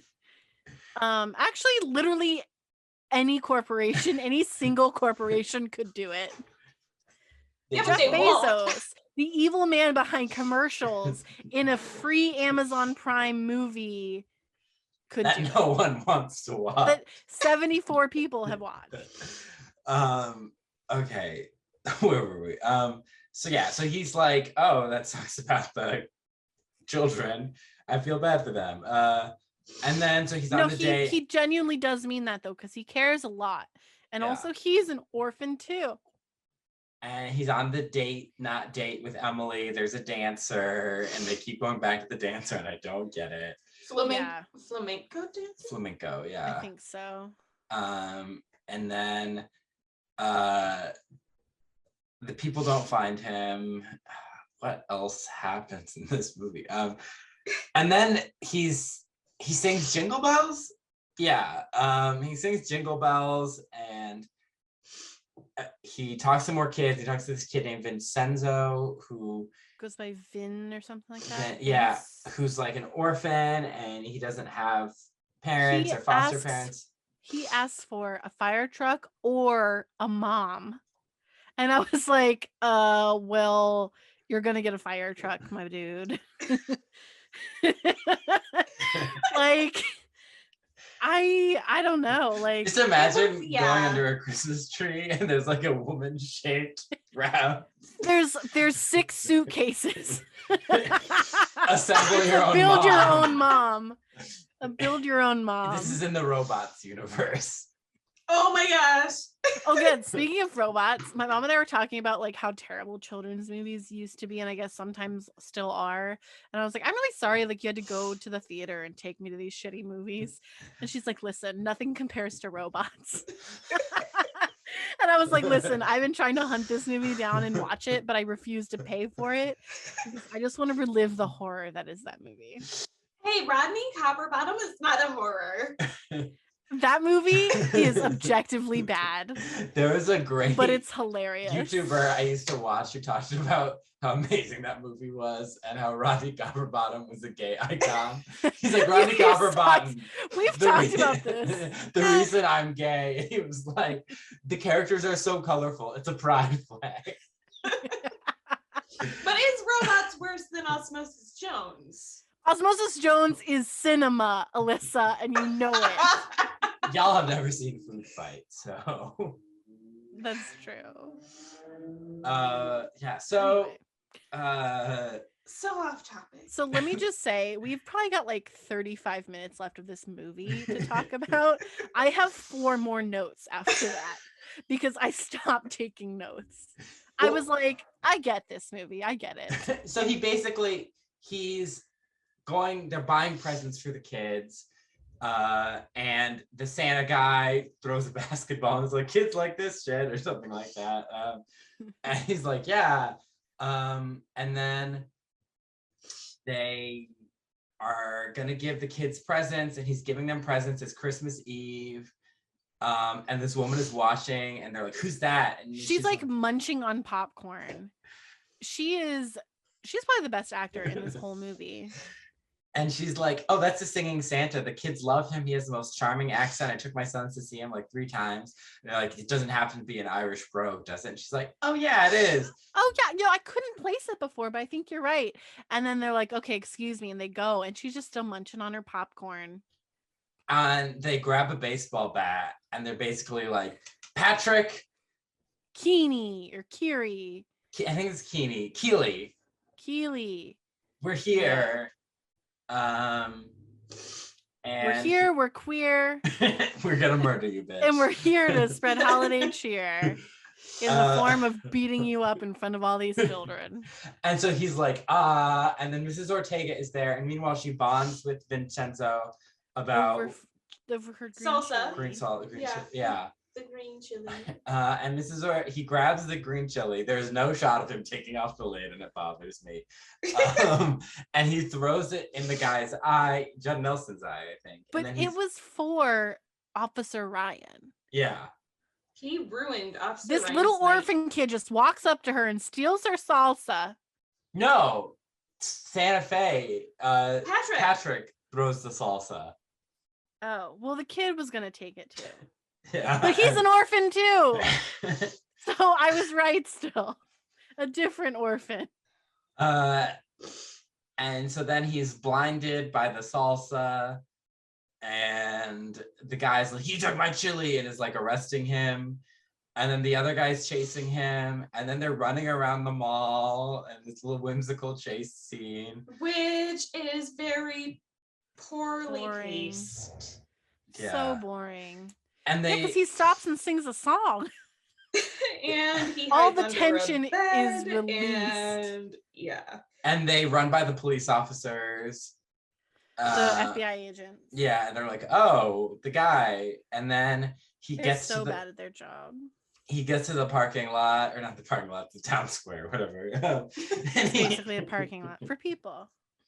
And he sings "Oh Holy Night," and we kind of get the theme of the movie here, I guess, because he's like remembering wrapping presents and like smiling at Emily. He's remembering bonding with Mrs. Ortega and Vincenzo, and it's supposed to be like, oh, the sacredness of Christmas is the family. Bonds we have with each other, the And love. then he goes and off script love. and reads a portion from the Bible, like the Christmas special in Glee.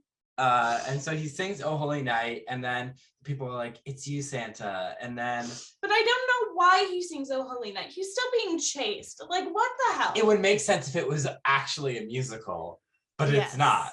All the music. Could you up until this point has imagine been a more diegetic. upbeat version of "Oh Holy Night" while he's running? He's singing it. Oh, holy night! The stars are brightly shining. So I get what they were going for. That doesn't mean it worked. So I understand it, but I also understand that it doesn't work. so then the people are gonna attack him, and then he runs into the prop fire truck, and That's clearly covered in lights, and then he just like jumps in. Heather Morris's character jumps in with him. she's like, I don't know what's going on. Explain. He's like, jump in, and they're driving at a snail's pace. Yep. And the guy is like beating on the window, like, ah. Like, He jumps literally on the is truck screaming and is in the holding window. on. Which makes me think of a dream my sister had once where my brother was a Nazi and was chasing her and was doing this on the car. She was trying to drive away. What the hell? Yeah. And so he's like banging on the window. Which makes no sense. You're not going to get something to fall off the outside of your window by banging on it, especially if it's a human being. Yeah. And then he's like, and she's like, Damien, what's going on? And then he's like, I'm gonna get deported, and he's an octopus with all these little tentacles. And it's like this weird scene. And he's like having a meltdown. And then because they stop because they run out of gas. And she's like, this was the prop truck that they used to deliver all the presents, you idiot. And then the priest comes out because while he's running away, he leaves the money in the church and is like, give those kids a good Christmas. And then the priest is like, oh, Damien McGinty of Celtic Thunder was here. And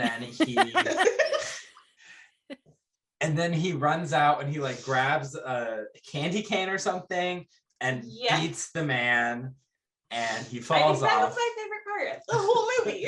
The priest does this? Yeah. Oh my God, I missed that.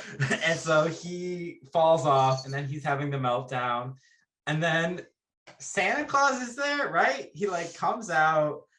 Well, the two hooligans get arrested by the terrible FBI agents. Yeah. Damien McGinty's on the ground, and his hair is being eaten by a reindeer. Yes. Donder. But why did he thought Dunder. Why did he think he thought he was bleeding? He was knocked out or something, but why? I don't remember what knocked him out. He like fell out of the car. He thought he was bleeding, but it was reindeer slobber, as Santa says. It's like the same weirdness that he was like, Fred is in the two suitcases. Yeah. Except this time he was thinking that he was bleeding. And Santa is in this very like community theater production of Chronicles of Narnia robe. Yeah. And he doesn't have a luscious beard or long hair or glasses. Hashtag not my Santa. Not my Santa. Hashtag Megyn Kelly energy. No, not Megyn Kelly energy. I believe that Santa could be black. So he is like, because he's a fictional character based off a Turkish man. Yeah. So what is happening? So Santa Claus is there, but Heather Morris is also there. Yeah, she's still sitting in the truck. Yeah, and then Santa is like, you are the next Santa. You're my Santa apprentice.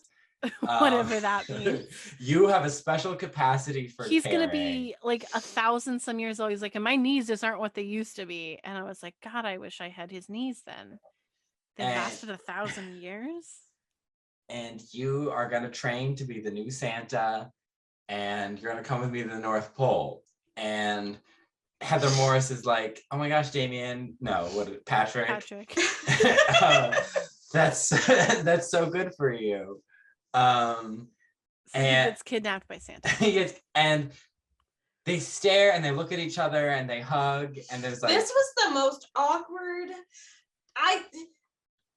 She kisses him on the cheek, right? No, I was expecting a kiss. I think everyone was expecting a kiss, even them, and then they didn't kiss. So what happened was they have this like tension, and she kisses him on the cheek, and you think that's gonna be the end of this sequence. Like, okay, she got a kiss, she kissed him on the cheek. Then they keep staring at each other, and I'm like, are you gonna make out or what? This has the energy of the High School Musical franchise where they couldn't kiss. But it's just like they shot it like there was sexual tension, and then there was zero sexual tension. There was like nothing was sexual about this movie. No, I don't think she was. But I mean, that to be fair, that's not what I came to Santa Fake for. Yeah, I came for the hardcore. But then you shouldn't shoot a scene like that. Yeah. I think like it's like they kept rolling after the scene was technically over, and they're like, I guess we'll just like see what happens. And then they're like, all right, now cut, after it's like super awkward. I was expecting him to be like, I've made some friends here in Santa Fe, and I feel like I belong somewhere with Emily and Mrs. Ortega and Vincenzo and Father Esteban. And he would Officer have to Ryan. choose between becoming new Santa or becoming an American citizen, or at least getting a green card. And I'm choosing real people and growing up as opposed to escaping into a childhood fantasy. Because here's the other thing. He has resisted arrest. He's stolen property. He has stolen public property. He was helping a felon. Like, So so he has to escape. True. He can't stay. I feel like he can't. But he has to. But the theme of the movie is pointing toward what you're saying. Yeah, like for sure. It would make more sense. Like Elf he retains his innocence and maturity, but his innocence, but he has to kind of mature and like adapt to a new world and like grow out of that, similar to like Enchanted. We love her fairy tale energy, but she has to kind of adapt and grow up a bit. Yeah. And this is like the opposite. This is escaping into the fantasy. It's like Narnia, but they don't come home back to the world of World War II. They just stay in Fantasyland forever. Yeah, they lock the wardrobe and they burn it, and they burn the house down and the uncle in it. Yeah, like Cullen's like, I don't know where to go with that. Yeah, exactly. I was just like, just leave that there and keep going. I love throwing those curveballs. But like, so then it just ends, and he's off with Santa, and he's singing Jingle Bells. And Heather Morris is clearly waving hysterically at the drone camera that's flying in the sky. Yeah, because there's like a shot of them like we're taking off, but the sleigh is clearly not moving. Yes. It's very because you can see the tops of the buildings above the sleigh, so it's like they're trying to make it look like it's in the sky, but they failed because you can see the building. The editing towards the climax was the roughest because they didn't have the budget for like the editor gave up. Because like I think the reason you were like, wait, the priest did that is because that was a very confusingly edited sequence. Yeah, there was so much happening, but also so little happening, if that makes any sense. Yeah. So then we just have like Heather Morris gets a ticket with Grizzly Airlines, which isn't a thing, to go to Ireland because she said that was the place she wanted to go. Mm-hmm. So she's just gonna go by herself because Damien McGinty's in the North fucking Pole. I thought the ticket was gonna say like a ticket to the North Pole, so she could go visit him. No. Santa Apprentice does not fuck. That's a rule. Who said anything about fucking? No one. No one said that. Yeah, I don't even think Heather Morris's character was even really that into him. I think like they were clearly just friends. The beguiling chapeau line didn't win her over. No.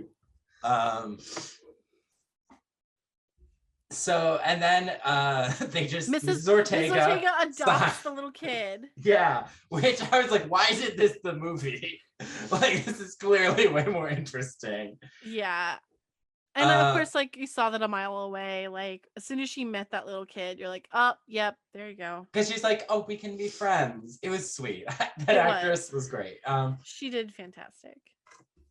The priest has the money to help the orphans.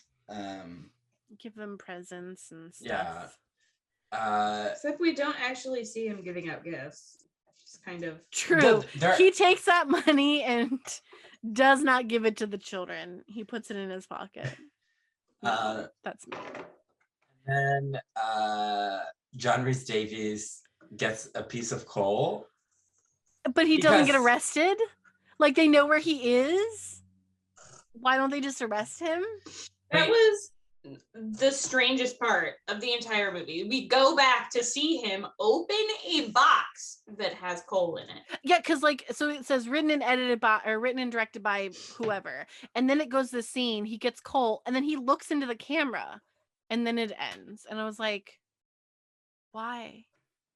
And he apparently, his tentacles do not reach to the North Pole. So Damien McGinty is in the clear. Yeah. Yeah, okay, so that was that fucking movie. Wow. I honestly hope you all watch it. Yeah, I think you need to watch it to understand the chaos that we just talked about.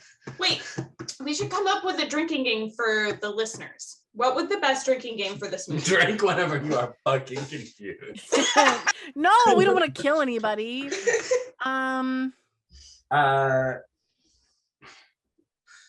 Drink whenever he sings a song because it's clearly a musical. Where only one character sings.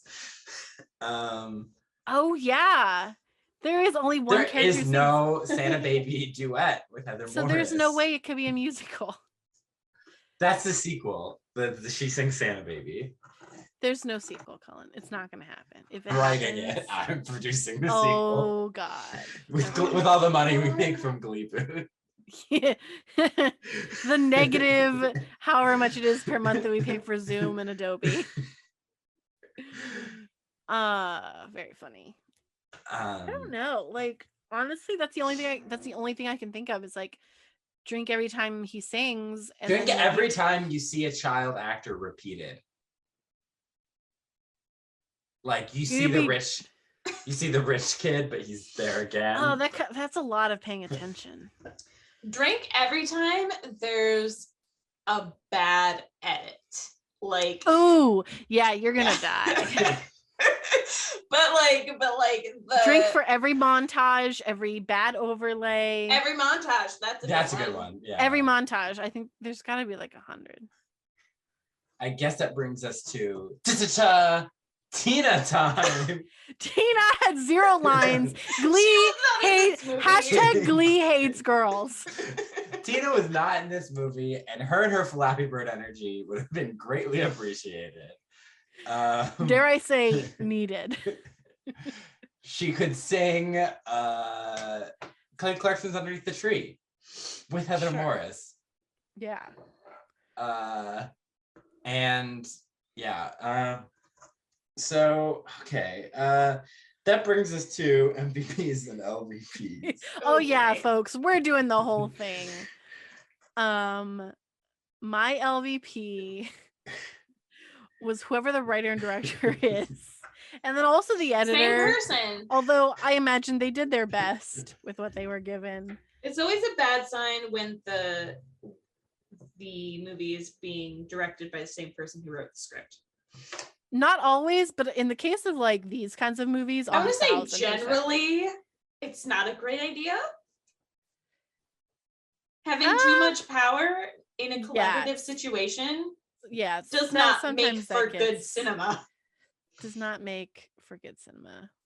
Well, I guess that's a good thing because this is a moving picture. Also, Emily, for not screening her mall Santa, who could have been a pedophile. Can we just for a moment talk about the line that he says to Emily at the very end where he's like, "You did all of this." And I was like, what is he talking about? I don't know. I don't even remember. I'm forgetting it as we talk about it. She did nothing. Who is your LVP? Mine? Yeah. I'm gonna go with the elf because he was super creepy and did nothing except for stalk Patrick. And then he gate kept those guys in the bathroom. Yeah. And made them write on toilet paper. Mm-hmm. A waste of toilet paper. He took advantage of people who weren't very smart. Like, that's also mean. That must be really nice toilet paper to be able to write on it. True. Like, that's some good toilet paper. MVP, owner of that restaurant. There you go. My LVP is Santa Claus because he is like, this child will be my apprentice. But he doesn't adopt the child like he does an elf. He makes him grow up as an orphan. Oh my God, I didn't even think about that. He doesn't intervene. He has fairy godmother energy, Like, I will Yeah. randomly intervene at a time where I feel like when it's convenient for me. Yep. yeah. That's a And good point. at least, I don't know, at least Fairy Godmother gave her something. She didn't just kidnap her and be like, well, you're gonna go live in fairyland. You heard it here first, folks. Fuck Santa Claus. Like, not my Santa. This is not my Hashtag Santa. not my Santa. He's not Father Christmas. He's not Papa Noel. He is, or Père Noel, as the French would say.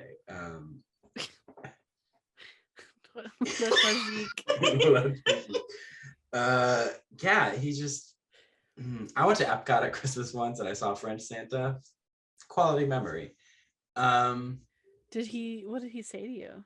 He was was speaking French? No, he was telling stories to people. In French? No. Oh, well, why was he in France? Because he was dressed as the French Santa dresses. What does he dress like? Like in a robe. So Like like a the one in this bathrobe? movie. No, like better though.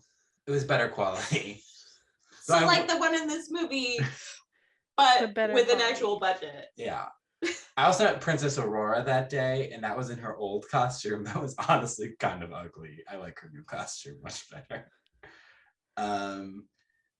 Yeah, so my LVPs, Santa's supposed to help usher you through your childhood to growing up and like maturing.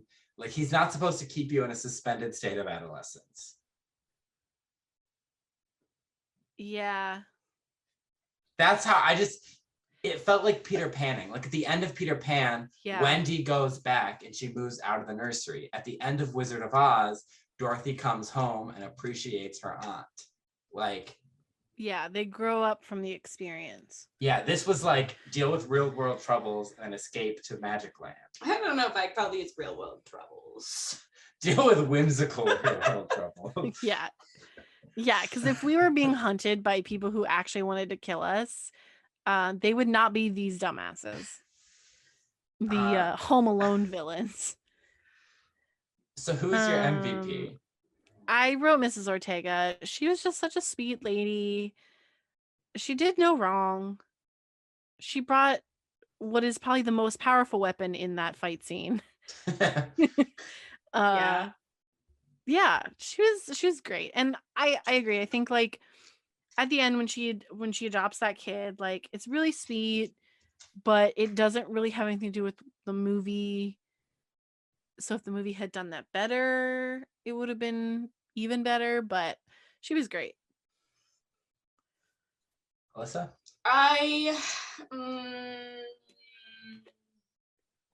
I have to go with the actual real protagonist of this movie, which is Draco Malfoy. Draco Malfoy. A Yes. snotty kid. His desire was very strong. It was. And you know what? He delivered those lines way better than any other actor. I'm Yeah. sorry. He might be He the better was actor in the hand- whole Hands down the best actor in Yeah. this movie. Mm-hmm. So as much as I wanted to like Patrick, I like characters whose superpower is caring. He didn't other than the scene with the priest, like there's the Tularula scene and the scene with the priest where he was like, oh, tell me more. But other than that, like he does not show like a Lily James Cinderella level of caring. He doesn't seem like empathy and compassion aren't the first traits I'm like, he's clueless. He's nice but clueless. Yeah, Like, he's very that's what I get. naive. Yeah, that's Also, what I get. he from him. doesn't want anything else except to live. Yeah. Like he doesn't have anything else going for him. He I guess he wants a family, but he's not actively pursuing that. No. So He doesn't want anything except to live. Yeah. Which valid. I deal with that. But Yeah, but like that's like a basic necessity. yeah. You know what my main character wants? A yacht. That's and an elephant, a real elephant, a speedboat, Yep. which is different than a yacht. Mm-hmm. Very clear. I wanted to punch that kid, so I don't support I mean, I still wanted to punch him, but I was like, you know what? I feel something. I do. I feel anything in this movie. But for my MVP, I'm also going with Mrs. Ortega.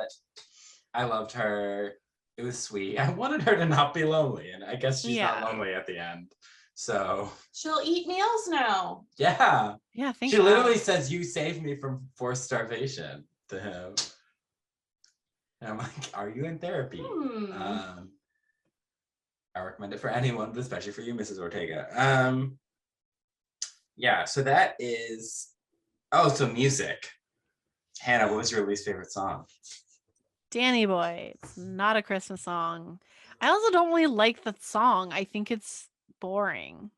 I think that you're wrong. It's a Christmas song. It definitely is a Christmas song. Alyssa, stop! You're confusing me. But I guess it is fitting. Intelligence died in this movie.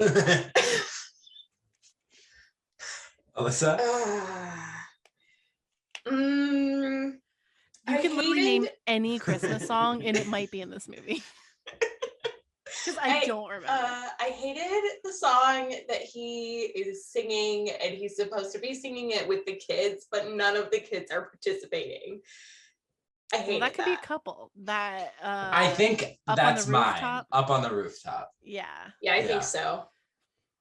Hannah, what's your favorite song? 12 Days of Christmas, sung by Judd Nelson, Jeff Fahey, and whatever the elf's name was at IRL. It was fantastic.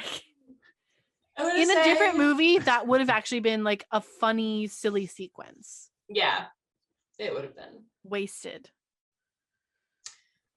I liked the Toolaroo song.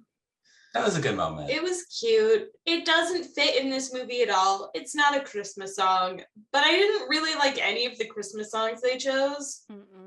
So, going with that one. I like Churulula. I'm going with Oh Holy Night. I liked the message it was trying to send, even if it made it dispelled all tension of this chase sequence. Yeah, I knew from the trailers that he was gonna sing this song. But so you watched multiple trailers? No, back when this movie was first being advertised on Facebook in 2019, I would see him singing Oh Holy Night. But I'm like, I don't know, I was just like, this is a weird place to put it, but okay. Yeah. So tune in next week, as the French would say. I don't think the French would say that, but sure. Because you put lay in front of it. You realize that means the. Yeah. The next week. It's like a thing. I picked it up from your boy Ryan, but I have what your boy Ryan do. It'd be like, let's try.